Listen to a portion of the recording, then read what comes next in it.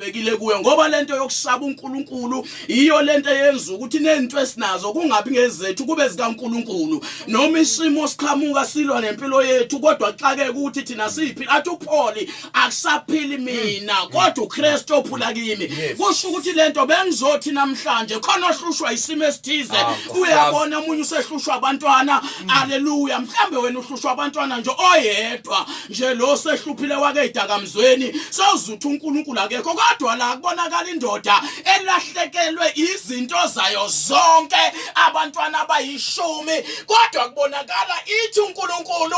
uphile uNkulunkulu uthathile alibonge igama uSathane wadideka ngoba into engifuna ukutshela namlaleli